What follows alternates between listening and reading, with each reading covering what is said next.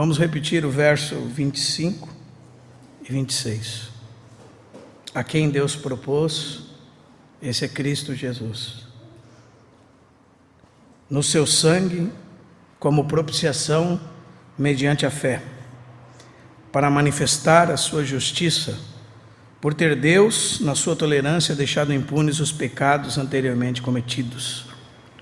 26. Tendo em vista a manifestação da sua justiça no tempo presente, para Ele mesmo ser justo e justificador daquele que tem fé em Jesus. Nós vamos dar continuidade e esta noite nós vamos estar expondo o versículo 25 e 26. Nós já falamos sobre o 21 e o 22, o 23 e o 24. Sobre o 21 nós já mostramos que nós estamos num tempo novo de Deus, após a vinda de Cristo. Esse agora, como está no verso 21. E esse agora é a parte da prática de ordenanças para sermos salvos, como diz, sem lei, mas é testemunhada pela lei e pelos profetas. E nesse tempo houve a manifestação da justiça de Deus, e nós falamos que esse termo se refere à justiça que Deus concede por sua misericórdia a homens pecadores. E essa justiça é alcançada por nós por meio da fé. A fé é a causa instrumental pela qual a justiça de Deus vem até nós. E essa justiça é para todos e sobre todos os que creem. Não há distinção.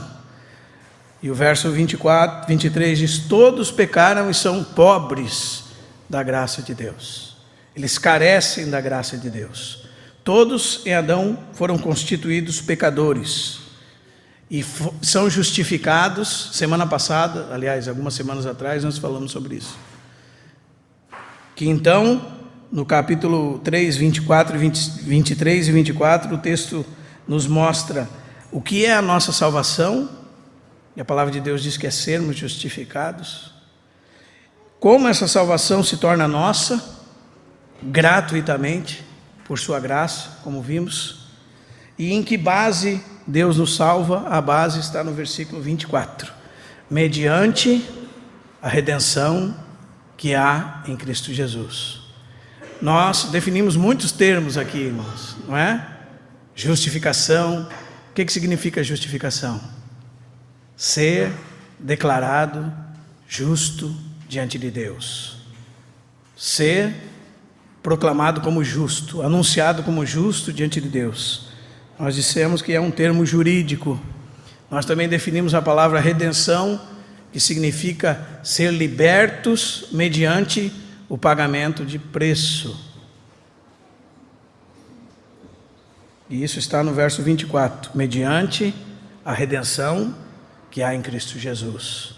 O preço foi pago por Ele, Ele que nos redimiu, Ele nos comprou para si mesmo, Ele nos tirou, como Isa leu, do império das trevas e nos transportou para o reino do Filho do seu amor.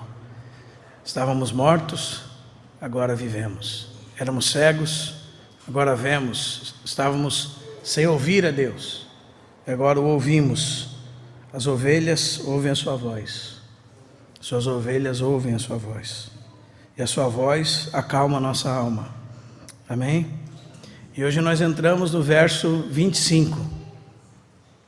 E o verso 25 nos fala de uma palavra que talvez, dependendo da sua tradução, foi lançada fora pelo tradutor. Mas são palavras que jamais nós devemos permitir que eles lancem fora, amém? Por exemplo, a versão da linguagem de hoje lança fora. As versões contemporâneas muitas vezes lançam essa palavra fora. Outros tentam fazer uma tradução teológica da palavra. A palavra é propiciação, verso 25. E é sobre isso que nós vamos falar hoje. O que é propiciação? Irmãos, mas isso é só termos teológicos. Por trás de tudo que aprendemos, irmãos, existem conceitos. E muitas vezes nós podemos ficar só com os conceitos também. Mas se pela misericórdia de Deus nós tocarmos na vida por trás dessas coisas, então nós vamos ser transformados. Amém? Se nós ficarmos somente naquilo que é teórico, então vamos sair daqui iguais. Mas se verdadeiramente nós conseguirmos, pela ajuda do Espírito Santo, tocar na vida por trás dessas palavras, então nós vamos sair daqui diferentes. Amém?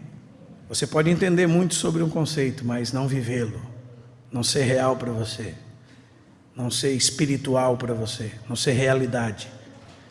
Mas se realmente nós tocamos nas realidades, então verdadeiramente o Senhor muda totalmente a nossa vida. Amém? O que é propiciação, irmãos? Verso 25. Sei que vou mudar a ordem do texto, porque muitas traduções a mudam. Na verdade, nós podemos ler o verso 25 da seguinte maneira: Deus apresentou a Cristo como propiciação, pelo derramamento do seu sangue, para ser recebido mediante a fé. Deus apresentou a Cristo, Deus expôs a Cristo, Deus manifestou a Cristo como propiciação pelo derramamento do seu sangue, para ser recebido mediante a fé. Propiciação, a palavra significa ser favorável, ser propício. Quando ela está relacionada a Deus, ela vai estar relacionada a apaziguar, satisfazer.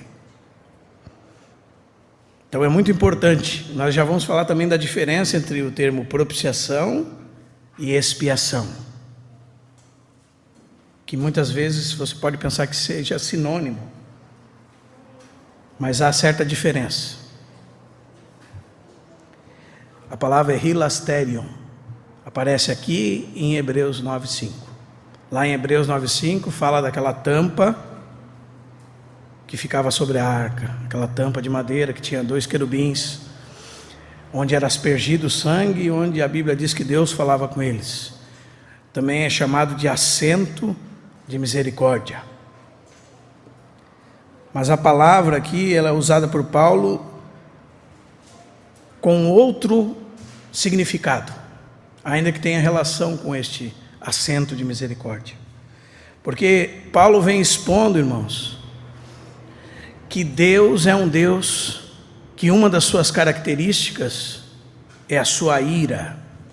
E ele vem falando isso desde o verso 18 do capítulo 1.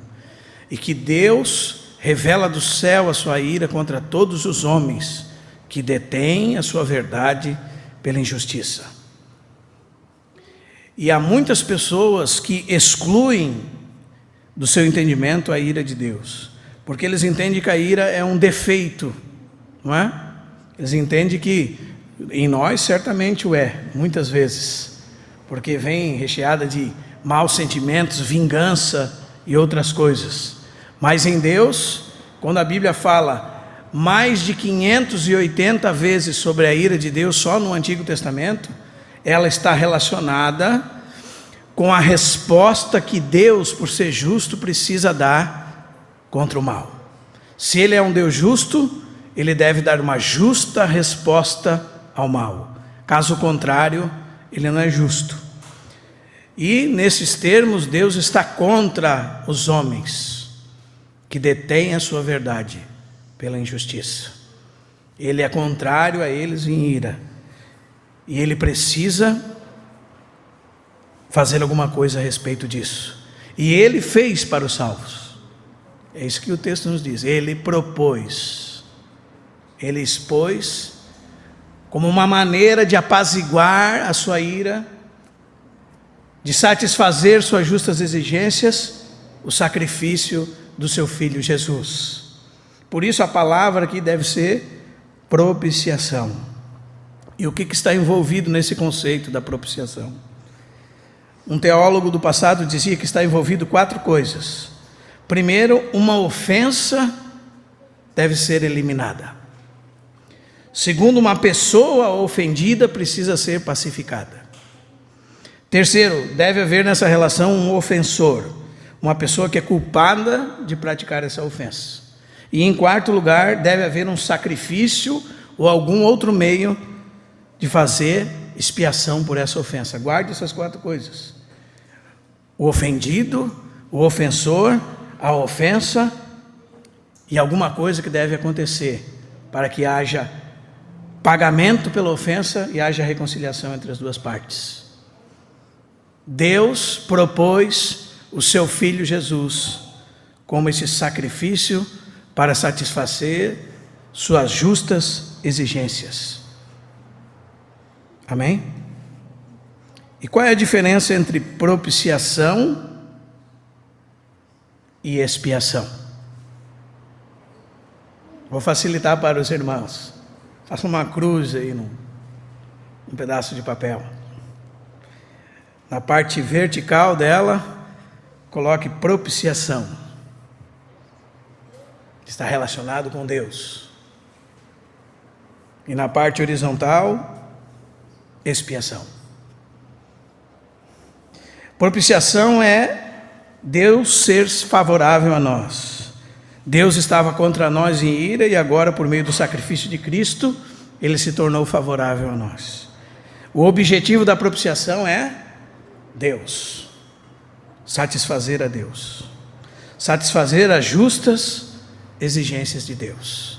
Expiação significa, irmãos, o ato pelo qual o pecado foi cancelado, foi anulado, foi apagado do registro. O alvo da expiação é o pecado, é levar o pecado para longe, tirar o pecado, substituir, foi tirado de você e colocado sobre Cristo. Isso é expiação. O conceito de propiciação está ligado com a ira de Deus. Se negarmos essa doutrina da ira de Deus, consequentemente teremos dificuldade com essa questão. Amém? E muitos vão dizer para você, irmão, mas isto é o que os deuses pagãos faziam. Se você ia fazer uma viagem de barco, por exemplo, e você queria que a sua viagem desse certo, então você tinha que sacrificar ao Deus que cuidava do mar, porque se ele tivesse zangado, ele ia destruir sua embarcação, matar você seria totalmente aniquilado por ele. Onde está a diferença do que nós estamos falando para isso? A diferença está em quem fazia a oferta, na natureza da oferta. Os irmãos estão entendendo? Ali eram os marinheiros que faziam a oferta ao Deus do mar. Aqui a Bíblia diz que Deus propôs para si mesmo. Os irmãos estão entendendo, irmãos? Cristo morreu para Deus. É isso que a Bíblia está dizendo nesse texto. Para satisfazer as exigências de Deus e desviar a ira de Deus que era contra nós. Isso é propiciação. Amém? Mas para que isso acontecesse, precisava esta outra parte, expiação. Precisava que o pecado fosse pago e levado para longe. Os irmãos estão entendendo, irmãos? Então, não pode haver propiciação sem expiação. Os conceitos estão intimamente ligados. E por causa disso, às vezes você pode pensar que são sinônimos. Mas cada um deles traz um elemento diferente por trás. Um está ligado com satisfazer as justas exigências de Deus. O outro está ligado com tirar o pecado, retirar a culpa. Os irmãos estão entendendo, irmãos? Deus propôs Cristo como um sacrifício de substituição, cancelando os nossos pecados e apaziguando a ira dele contra nós. Este é o conceito de propiciação. Amém? E expiação. Propiciação está relacionado ao nosso relacionamento com Deus e o apaziguamento da ira de Deus. Amém? E o texto diz que isso aconteceu no seu sangue, a quem Deus propôs no seu sangue como propiciação. Muitos negam, irmãos, a doutrina da ira de Deus e falam que a questão do sangue aqui está relacionado à vida de Cristo, mas não relacionada à morte de Cristo, porque Levítico 17:11 diz que a vida está no sangue, não é? Mas o conceito hebreu deste termo significa que a vida está no sangue, quando o sangue está ligado ao corpo, quando corre no corpo, a vida está no sangue. O animal ou a pessoa está viva. Mas a ideia do seu sangue aqui significa uma vida entregue na morte, uma vida sacrificada, uma vida derramada na morte. E esse conceito está por detrás de todas as ofertas do Antigo Testamento. Está por trás da palavra de Abraão, quando Isaac perguntou: onde está o cordeiro, papai? E ele disse: Deus proverá para si o cordeiro, meu filho. Deus propôs como propiciação no sangue de Cristo. Deus proverá para si o cordeiro, meu filho. E nas palavras de João, muito claramente, quando ele viu Jesus vindo até ele, ele disse: eis o cordeiro de Deus que tira o pecado do mundo. Então, irmãos, isso está falando de vida no seu sangue, vida derramada na morte. Sabe por que precisa falar isso muitas vezes? Porque parece que o sangue de Cristo é algum tipo de elemento mágico. O sangue de Jesus tem poder. Não é? Como se tivesse uma garrafinha com o sangue de Jesus, não é? Sangue de Jesus tem poder. Aí você joga a garrafinha com o sangue dele em alguém, joga uma gotinha para lá, outra para cá. É uma superstição com o que a palavra de Deus está falando. A palavra de Deus está falando do sacrifício da vida do Filho de Deus. No seu sangue está falando isso, irmão. Sacrifício de vida que foi derramado. Será que quando você pensa, eu penso no sangue de Cristo, nós pensamos nisso? Vida derramada como sacrifício. Sacrifício de vida sendo derramada em favor de nós. Será que quando nós falamos do sangue de Cristo, a remissão dos pecados, Efésios diz, no qual temos a redenção no seu sangue, a remissão dos pecados, segundo a riqueza da sua graça. E depois em Efésios 2 ele fala, fomos aproximados pelo sangue de Cristo. Está falando, irmãos, do sacrifício da sua vida derramada como oferta, não de algum tipo de elemento que você guarda no bolso como um talismã. Amém? Então há 4 verdades por trás dessa morte sacrificial, que está por trás da palavra no seu sangue. Primeiro, o sacrifício tinha o intuito de tornar Deus propício, de tornar Deus favorável ao ofertante. Todas as vezes que você lê um sacrifício do Antigo Testamento, você vai ver essa figura por trás. O sacrifício era para que Deus fosse favorável a eles. Eles tinham que sacrificar para que Deus se tornasse propício a eles, estivesse em favor deles. Uma segunda verdade por trás é que a propiciação é assegurada pela expiação, ou, em outras palavras, pelo cancelamento da culpa. Isso está por trás do no seu sangue. Amém? Pelo cancelamento da culpa. Era por isso que era assegurada a propiciação. A propiciação era efetuada pela punição vicária de uma vítima, que substitui o ofensor em favor dele. Então havia um animal, as mãos daquele ofensor eram colocadas sobre o animal, e ele se identificava com aquele animal que morreria em lugar dele, como substituto por ele em favor dele. E isso está por trás da ideia no seu sangue. E mais, um quarto elemento, o efeito da oferta era o perdão do ofensor e a sua restauração ao favor de Deus e a comunhão com ele. Esses 4 elementos você tem. O sacrifício tinha o intuito de tornar Deus propício,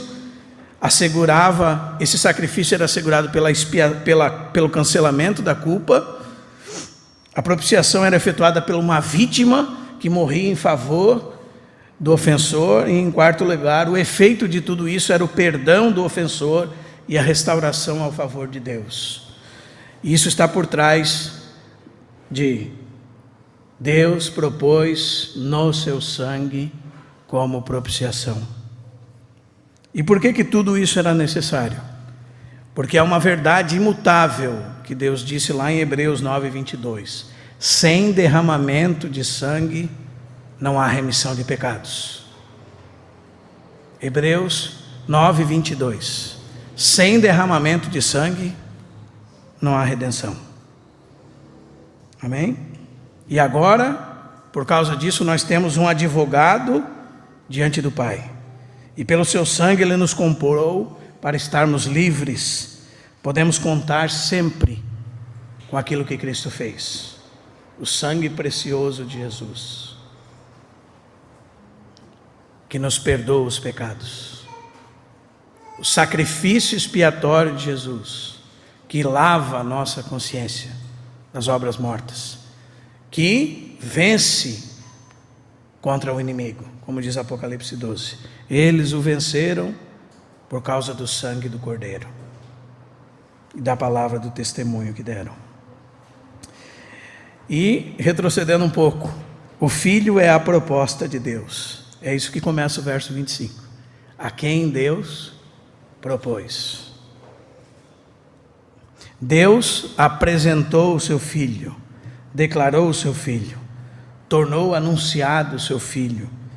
A ideia, irmãos, é como se aquele momento em que Jesus Cristo padeceu na cruz foi exposto diante de todo o universo, diante de todo mundo, para todo sempre. Aquele momento é um momento onde Deus está propondo algo, onde Deus está expondo algo. Deus expôs o seu Filho. Por isso que Paulo diz assim: nós pregamos a Cristo e este crucificado. Por isso que Paulo diz, Gálatas capítulo 3, versículo 1, ó insensatos Gálatas, quem vos fascinou a vocês diante dos quais Cristo foi exposto como crucificado? Esse é o Evangelho, irmãos. É o anúncio da proposta de Deus na cruz do Calvário, do Filho de Deus exposto na cruz do Calvário. Amém? E por que Deus propôs? Porque jamais o ofensor poderia conseguir qualquer meio. Jamais. Era algo gravíssimo. O salário do pecado é a morte. Amém? Gravíssimo. Sem derramamento de sangue não há remissão. E se qualquer um desses ofensores tentasse, eles morreriam por causa dos seus próprios pecados, e a sentença cairia sobre eles por causa dos próprios pecados, porque para eles se justificarem, não poderiam ter pecado nenhum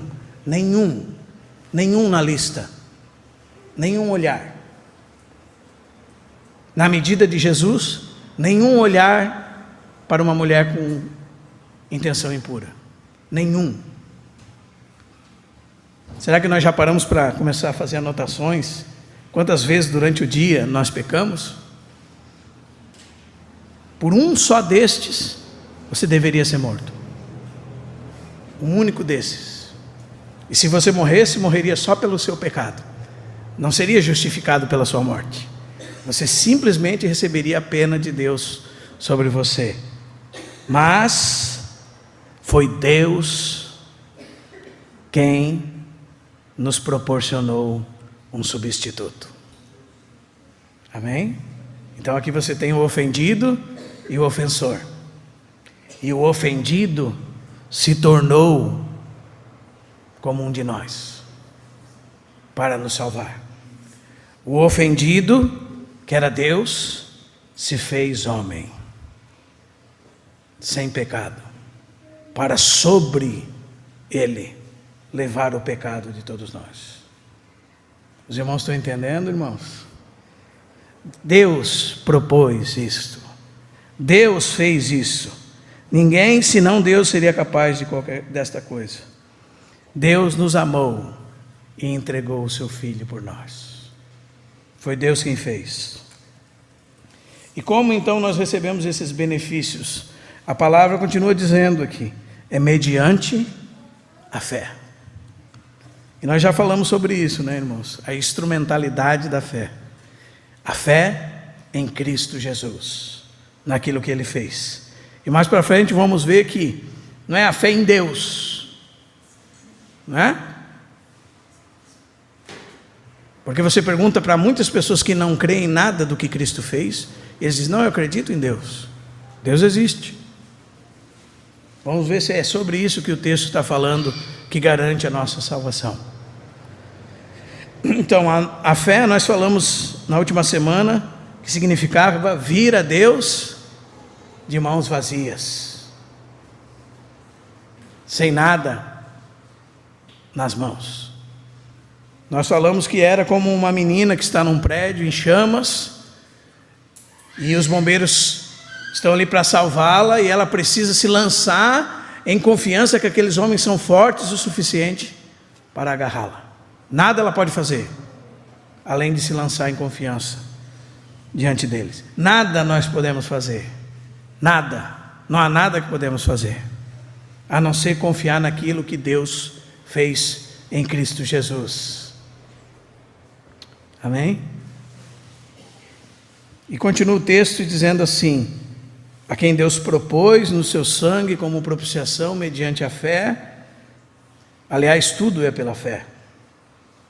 Note, irmãos, justificação pela fé, redenção pela fé, propiciação pela fé, tudo na vida cristã recebemos por fé. Essa confiança em Deus, tendo plena certeza e convicção que Deus é digno de todo crédito. Deus é digno de todo crédito. E continua o texto dizendo, para manifestar a sua justiça. E a primeira coisa que nós precisamos entender é que esta parte é diferente do verso 21. Agora, sem lei, se manifestou a justiça de Deus.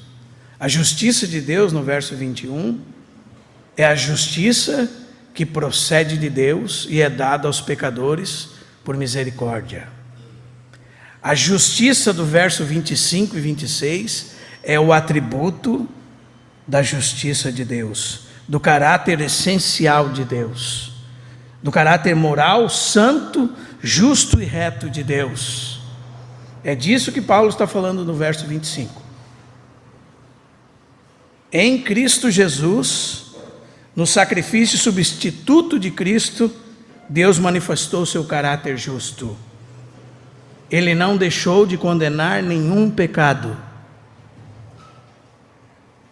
Todos eles foram postos em Cristo. Se somos perdoados, não foi sem o pagamento do preço. Porque nós conhecemos um perdão um pouco diferente. Ah, deixa para lá. O que eu vou ganhar com isso?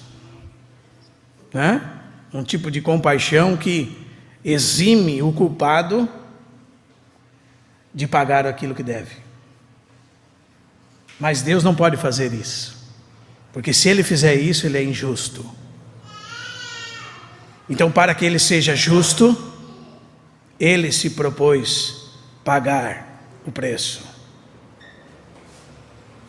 Então é como você devesse algo para alguém, e esse alguém chegasse na sua casa e desse o dinheiro para você pagar a ele daquilo que você deve. Não é Ele perdoar o que você deve, é mais que isso. Ele dar o dinheiro a você para você pagar aquilo que você deve. Aí é a justiça. Porque a justiça se baseia em não ter o culpado por inocente. É nisso que se baseia a justiça que nós estamos tratando aqui. Então Deus não nos perdoou de qualquer jeito, irmãos. Por isso que nós temos segurança.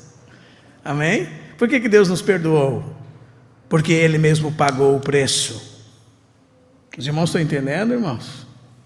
Ele demonstrou a sua justiça. Ninguém pode dizer assim: olha, há injustiça nesse papo de perdão de crentes aí. Não, para nós não é injustiça. A justiça de Deus, o caráter justo, reto, santo de Deus, foi manifesto quando a sua ira caiu sobre o seu Filho.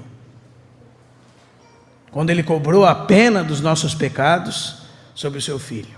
E você pode dizer para mim: mas isso é injustiça. Um inocente morreu por mim, eu tinha que morrer. Como que Deus pega ele e mata ele por mim, no meu lugar? É porque nós precisamos entender que o Filho se entregou. João 10, amém? Voluntariamente. E o sangue de Cristo é conhecido antes da fundação do mundo. Isso está lá em Deus, no conselho eterno de Deus. O Pai não obrigou o Filho. O Pai entregou o Filho. O Filho se entregou voluntariamente. Então não há injustiça. Ninguém tira a minha vida, Ele diz. Eu voluntariamente a dou. Tenho o poder de dar e tenho o poder de reavê-lo. Esse mandato recebi de meu Pai. Na cruz está a justiça de Deus, irmãos. Manifesta. Deus é justo. Na cruz, o amor e a justiça de Deus se beijaram. Amém? Na cruz, Deus fez algo extraordinário, que o nosso coração não pode senão somente adorá-lo, pelo que Ele fez. Cristo morreu por nós, amém? E Paulo fala mais. E aí nós vamos ver como é que é importante, porque às vezes a gente se relaciona tudo conosco mesmo. Esquece, né, irmãos? A cruz é um evento na história do mundo. Tudo que veio até a cruz tinha o objetivo de chegar nela. E Deus estava permitindo coisas até aquele momento. E tudo que aconteceu depois, em tudo que aconteceu antes e depois, ela tem efeito. E é isso que Paulo vai falar para nós aqui. Por ter Deus, na sua tolerância, passado por alto, porque essa tradução é bem ruim, deixado impunes os pecados anteriormente cometidos. A palavra é tendo passado por alto, tendo suportado por um tempo, porque havia um momento que todos eles seriam cobrados. Então, irmãos, por que Deus não eliminou os pecadores do Antigo Testamento imediatamente após os seus atos pecaminosos? Por causa da cruz de Cristo. Por que Deus salvou todos os santos do Antigo Testamento, se não por outra coisa que não fosse a fé? Por causa de Cristo. Os irmãos estão entendendo? Porque se você não for cuidadoso, você coloca peso demais sobre os sacrifícios dos animais, dizendo que eram eles que perdoavam pecados. Mas Hebreus 9:10 mostra para nós que não eram eles. Que a única coisa que eles podiam fazer é cobrir pecados e se relacionavam somente com a purificação da carne, nada além disso. Permitia que eles continuassem exercendo o culto. Mas aí você vê a gravidade, a importância da cruz de Cristo. Porque Deus estava passando por alto até aquele dia. O dia que Ele manifestaria a sua justiça na cruz de Cristo. Então os santos do Antigo Testamento, pela fé, foram salvos no Cristo que viria. Deus proverá, meu filho, para si o cordeiro para o holocausto. Nós estamos fazendo aqui, meu filho, é só uma figura daquilo que virá. Deus proverá, meu filho, para si. E João disse: eis o cordeiro. Irmãos, os irmãos percebem a importância histórica, extraordinária daquela hora? em que 3 horas o céu se escureceu, o sol se escondeu. Sobre o Filho de Deus estava o pecado de todos. Filhinhos, não pequeis. Se pecarmos, temos um advogado diante do Pai, Jesus Cristo justo. Ele é a propiciação pelos nossos pecados, e não somente pelos nossos, pelos do mundo todo, de todos os tempos. Que momento apoteótico, né, irmãos? Que evento histórico, extraordinário, a cruz de Cristo. Deus nela manifestou a sua justiça. E diz, né, irmãos? Por ter Deus na sua paciência, tolerância, passado por alto.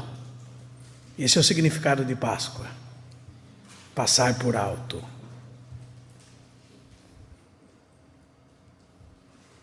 Não era o sangue na porta que salvava aqueles homens. Era o que um Deus um dia faria em Cristo Jesus. De uma única vez. E diz de uma vez por todas.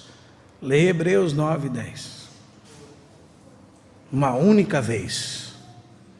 Que poderoso evento nós estamos descrevendo aqui.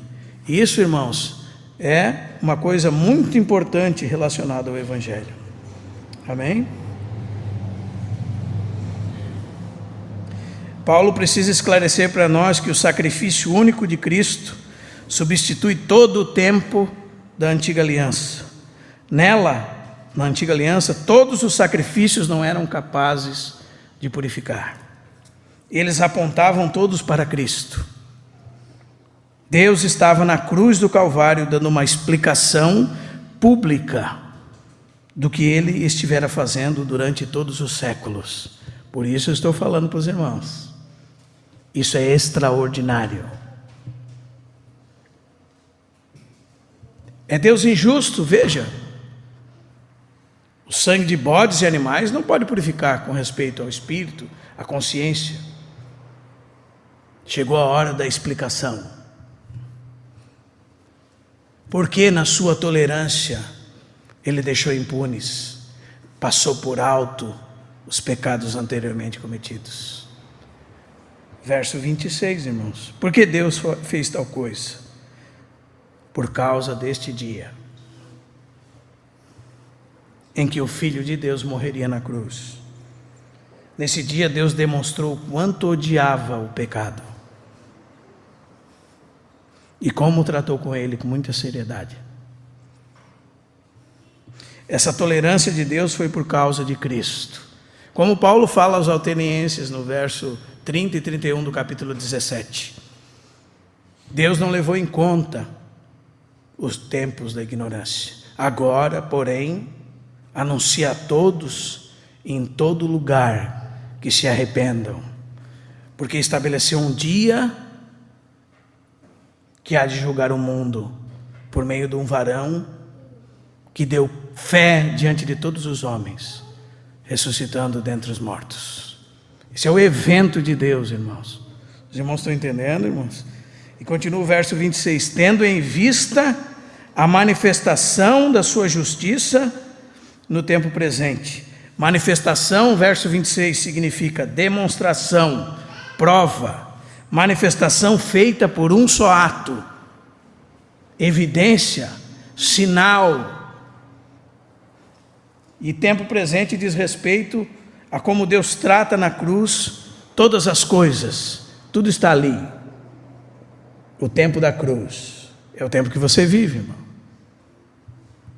O momento da cruz é o culminar do antes e o depois de tudo, na cruz de Cristo. Amém? E continua o texto dizendo assim: para Ele mesmo ser justo e justificador daquele que tem fé em Jesus. Aqui você tem as duas verdades.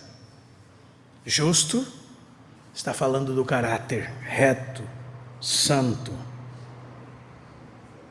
da justiça manifesta do versículo 25 e 26. Justificador de ímpios. Por quê? Onde Deus demonstrou ser justo, irmãos? Não deixando impune nenhum pecado, nenhum único pecado. Que segurança, né, irmãos? Cobrando o preço de todos eles, Ele é justo. E como Ele demonstrou ser justificador? O texto nos explica, propondo Cristo como um sacrifício de substituição, sacrifício de expiação, um sacrifício que pagou a nossa conta, levou a nossa culpa, apaziguou a ira de Deus, proporcionou salvação, comprou pecadores, libertou-os e declarou eles justos diante de Deus. Deus então é justo e justificador. Como Deus pode justificar a ímpios? Como um Deus justo pode justificar a ímpios? Nesses dois versículos você tem a resposta. Como Ele pode justificar a ímpios? Porque Ele puniu os pecados dos injustos no seu próprio Filho. Então Ele pode justificar a ímpios. Mas como nós recebemos essas realidades, irmãos? Justo e justificador daquele que tem fé em Jesus. Daquele que tem fé em quem? Muito se fala hoje, irmão, sobre a crença em Deus. Não, eu acredito que Deus existe. Vamos em tal lugar falar de Deus, não é? A justificação não se baseia nisso. Aliás, Tiago fala que até os demônios creem e estremecem.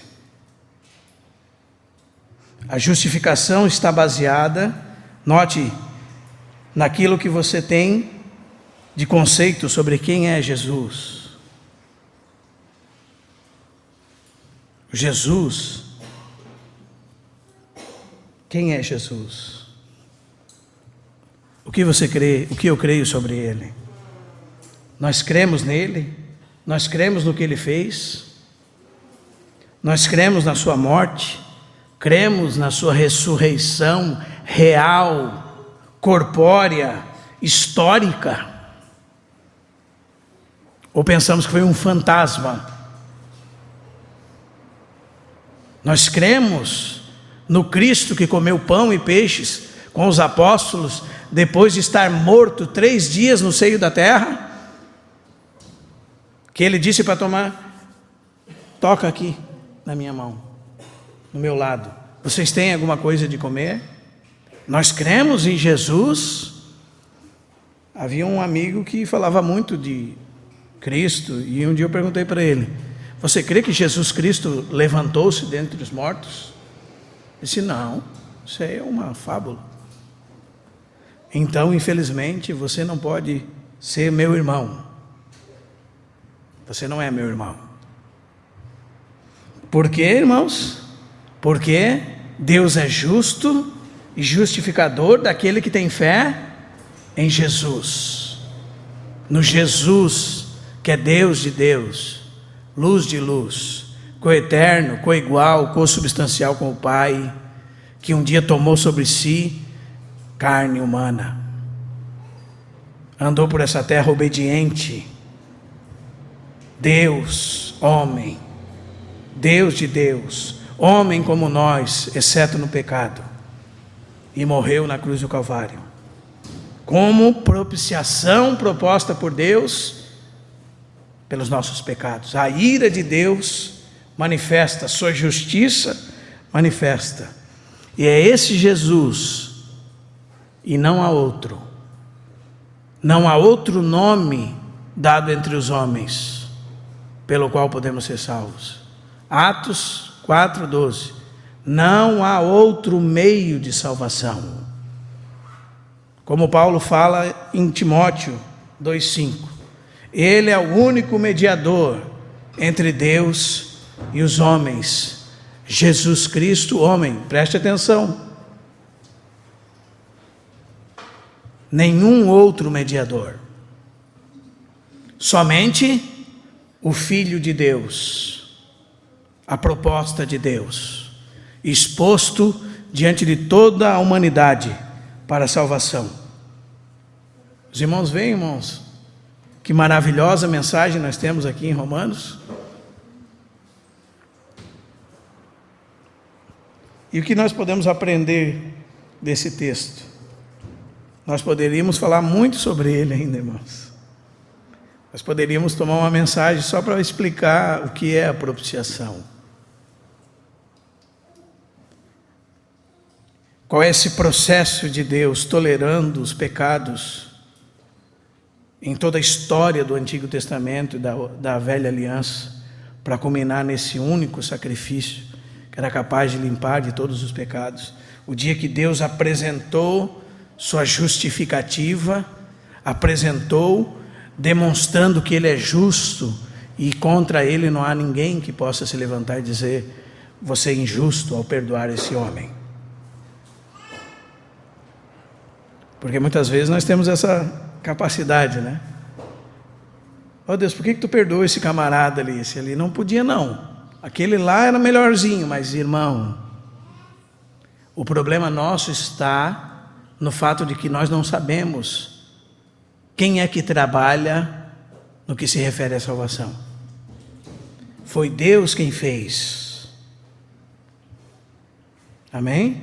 Por isso estamos seguros. E isso não nos faz negligentes. Pelo contrário, nós já vamos ver algo sobre isso. Nos faz obedientes. Nos faz agradecidos. Nos faz constrangidos a não viver mais por nós mesmos, mas por aqueles que por nós morreu e ressuscitou. Quem vive de maneira negligente não entendeu o que é o Evangelho, não sabe o que é salvação, ora está buscando ser salvo, ora cansa de tanto fazer trabalho para ser salvo, e vai para o mundo, e volta para a igreja, né, entre aspas, vai para o mundo. Por quê? Porque não sabe como é que funcionam as coisas. Não entende a mensagem do Evangelho. Não entende o que Deus fez. Não foi capturado pelo amor de Deus ainda. Não foi amarrado pelo amor de Deus ainda. Por isso, lida com a vida cristã como de maneira libertina. E, ultimamente, eu tenho visto que muitos irmãos, a gente precisa levantar essa questão para eles. Irmão, será que você é salvo mesmo? Ó, irmão, não fala isso. Fala, irmão. Irmão. Sabe por quê? Porque se caso não for, pode ser que ele seja, recebendo o Evangelho. Mas caso ele for, então ele vai ser chamado à advertência, que aquilo que ele está falando e fazendo não diz respeito à fé. Está totalmente longe da fé, da obediência a Deus. Então isso é segurança para ele. Por isso que Paulo diz: provai-vos a vós mesmos, se você está na fé ou não. Porque você já pensou alguém que não é da fé, não é salvo e tem uma falsa segurança em Deus? O que na prática isso vai contribuir com ele? Nada. Ele vai morrer, vai para o inferno. Na prática isso não muda nada para ele. Os irmãos estão me entendendo, irmãos? Sejamos práticos. Nós estamos falando de coisas eternas. Não é porque alguém entendeu a teoria da coisa.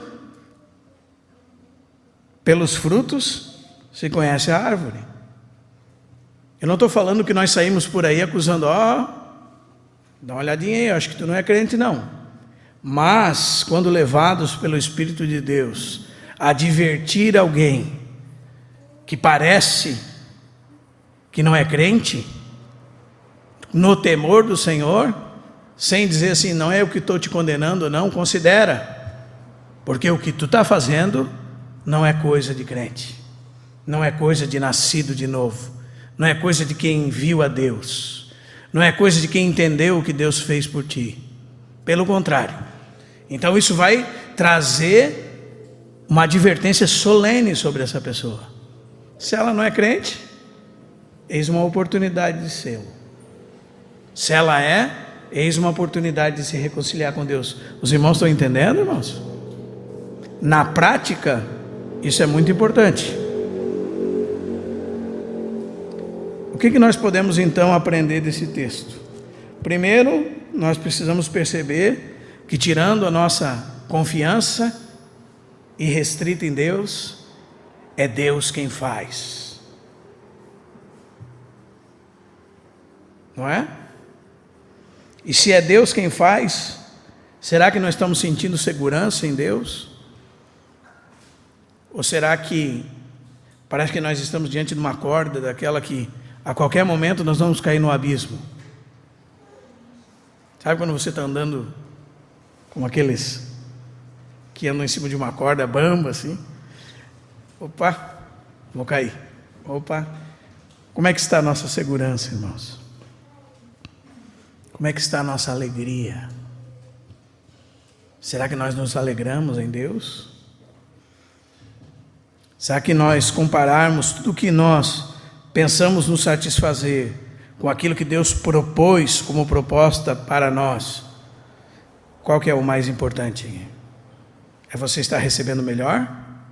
É a sua situação financeira estar boa? No que se baseia a sua segurança? O que te traz felicidade? O que me traz felicidade? É aquilo que nós lemos aqui ou outras coisas? Como é que nós estamos lidando com a vida diante de uma mensagem como essa? Nos alegramos em Deus? Nos sentimos seguros em Deus? Ou não? A minha segurança é se o meu pagamento vier certinho, irmão. Minha segurança é se eu ganhar tantos mil, se eu ganhar menos, o inferno está estabelecido. Como é que anda a nossa segurança e alegria com respeito a isso? Até para os ricos, irmãos. O apóstolo Paulo, em 1 Timóteo 6, diz: avisa os ricos desse século que não ponham a sua segurança na instabilidade das riquezas. Se você tiver 10 mil, 20 mil no banco, lá, como é que está a tua segurança? E se a tua conta tiver menos, como é que está a tua segurança? Meus irmãos estão me entendendo, irmãos? Onde está a nossa alegria? Onde está a nossa segurança? Será que também nós conseguimos entender que, relacionado à nossa salvação, não há nada em nós mesmos que possamos fazer?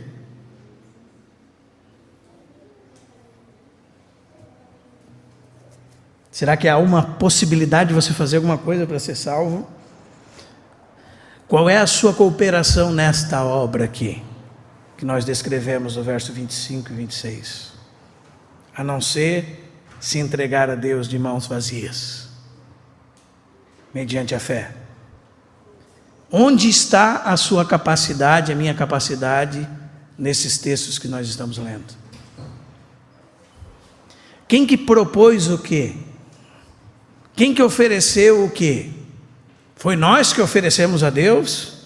Foi alguma coisa que nós fizemos, então agora Deus, bom garoto, parabéns. Foi isso? É isso que nós lemos aqui, irmãos?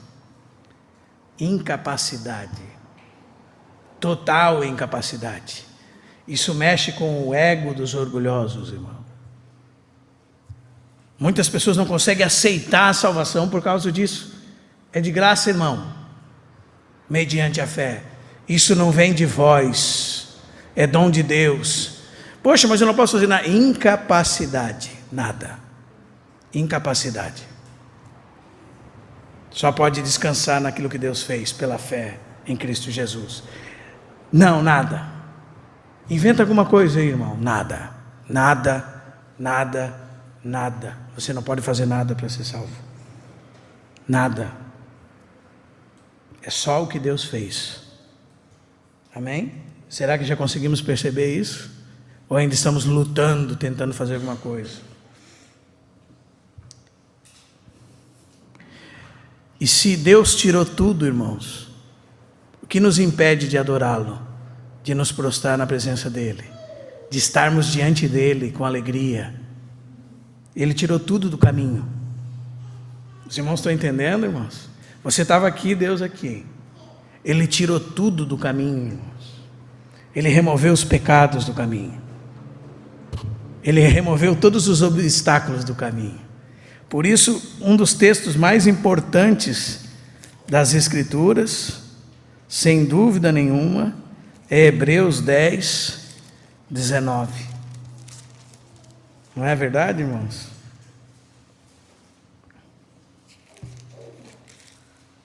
Tendo, pois, irmãos, intrepidez para entrar no Santo dos Santos, pelo sangue de Cristo,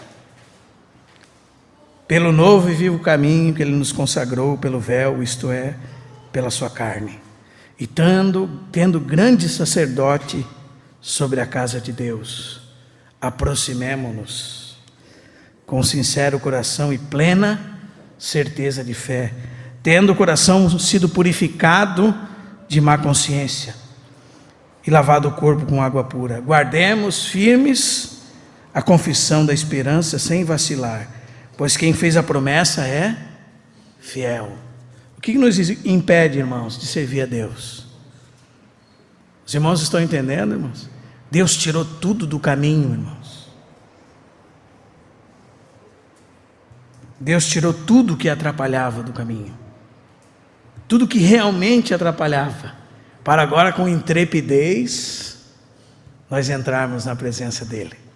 O problema, irmãos, é que a nossa consciência sempre é enganada pela sensação que criamos de ausência de Deus. Se você é um salvo realmente, essa sua sensação de ausência de Deus, você precisa saber o que está acontecendo com você, irmão. Você precisa entender quem é Deus. O Deus que nele nos movemos, vivemos, existimos. Que seu Espírito está em todos os lugares. Que nos guarda por detrás, por diante, sobre nós, põe a sua mão. Que conhece tudo. Antes que a palavra saia da nossa boca, Ele já conhece tudo. Conhece os nossos pensamentos. Sabe todos os nossos dias, que abriu esse caminho em Cristo Jesus, pelo qual nós podemos entrar com confiança, intrepidez, em plena certeza de fé, com a consciência purificada, não há condenação. O sangue de Cristo nos purificou de todo o pecado. De todo o pecado. Ai, mas de todo o pecado. E aquele não, aquele foi não, de todo o pecado. Mas o que aquele cara fez? Não, de todo o pecado. Hebreus 8, 10. Dos seus pecados e das suas iniquidades jamais me lembrarei. Por quê? Porque foram colocados sobre os lombos do Filho de Deus. Sobre a cruz do Filho de Deus. Havendo riscado todo o escrito de dívida que era contra nós e constava de ordenanças, o qual nos era prejudicial. Essa era a sua folha corrida. Você não tem nenhuma na delegacia, né? Mas diante de Deus tinha uma grande, irmão. Ainda que você não tenha nenhuma na delegacia. E a Bíblia diz que Ele tirou do nosso meio, que cravou na cruz. Os irmãos estão entendendo, irmãos? Agora nós temos um caminho liberado, o que nos impede de servir a Deus. Como não podemos nos entregar a Ele dizendo assim: Senhor, eu sou totalmente incapaz, vem à Tua presença de mãos vazias. Então nós vamos experimentar um gozo pleno, uma paz que excede todo o entendimento, que o mundo não pode dar. Aquele que é poderoso para fazer infinitamente mais do que tudo que pedimos ou pensamos. A paz de Cristo que excede todo o entendimento é para aqueles que descansam sobre aquilo que Cristo fez na cruz do Calvário, que lançam sua confiança totalmente sobre Ele. Amém, irmãos?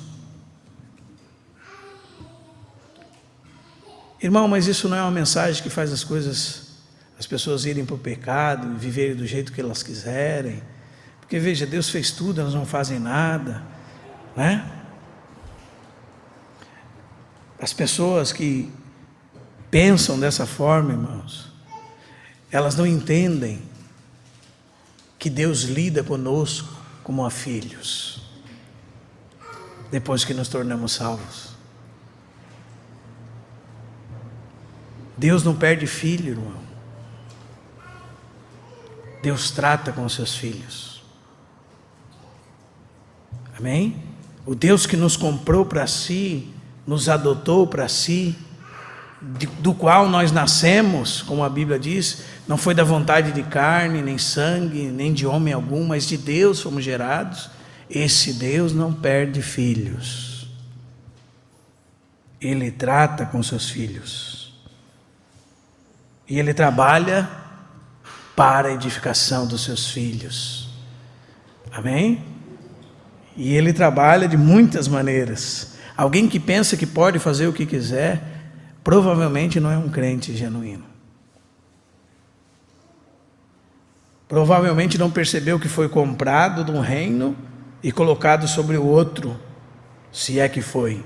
E agora nesse outro existe um Senhor sobre ele. Ele não faz o que ele quiser. Se ele é salvo de verdade, ele faz o que Deus quiser, o que o Filho de Deus quiser. Você está nesse lado aqui. Hoje eu via uma canção que dizia assim: nós iremos te colocar como rei. Não, irmão, ele já é rei. Sobre todas as coisas. Todo o poder me foi dado no céu e na terra. Todo o poder e autoridade me foi dada. Ele já é rei. Se você é salvo, Ele é o seu Senhor. E não há salvação sem senhorio. Por isso que a Bíblia diz que quando você confessa com a sua boca que Jesus é o Senhor, você é salvo. Porque se você está debaixo do senhorio de Cristo, você está salvo. Os irmãos estão entendendo, irmãos? Você não vive como quiser. Se você vive como quiser, é porque você é escravo do pecado. A palavra de Deus diz que aquele que pratica pecado é escravo do pecado. E o escravo não vive para sempre na casa, o filho sim. Se o filho vos libertar, verdadeiramente sereis livres. Os irmãos estão entendendo, irmãos? Então nós precisamos perceber que uma mensagem como essa nos traz de volta responsabilidade. Nos prende de um jeito, não há mais como fugir da presença de Deus. Amém? Deus não perde filho. Deus corrige os seus filhos. Deus ensina os seus filhos. Que essas coisas, irmãos, não sejam meramente teoria para nós. Porque elas têm muitas implicações. Amém? Muitas implicações. Todas elas são implicações práticas. Imagine que alguém está aqui dizendo: olha, há 2000 anos atrás teve um tal de Jesus que fez alguma coisa. Não, irmão. São coisas eternas, com implicações e efeitos eternos. Você acha o quê? De todo dia, milhares e milhares sendo regenerados pelo Espírito Santo por causa daquilo que Cristo fez de uma vez por todas. São coisas eternas, com efeitos poderosos e extraordinários. Os irmãos estão entendendo, irmãos? E que deve ter efeitos extraordinários nas nossas vidas. Por isso preste bastante atenção, irmão. Irmã, nunca esqueça disso. O que Cristo fez foi a proposta de Deus. Deus expôs Ele. Cristo morreu para Deus, para satisfazer as justas exigências de Deus. O seu sacrifício foi eficaz, é recebido por nós por meio da fé. E Paulo demonstra essa grandeza tão grande, né? E na próxima vez nós vamos ver que isso cessa toda jactância, toda arrogância. Eu pergunto, onde está? Onde está a jactância? Onde está a altivez? Ele responde, foi de todo excluída. Porque é para todos os homens são iguais, carecem da glória de Deus. Todos precisam dessa proposta de Deus. Deus propôs o seu Filho como propiciação por causa dos nossos pecados. Amém?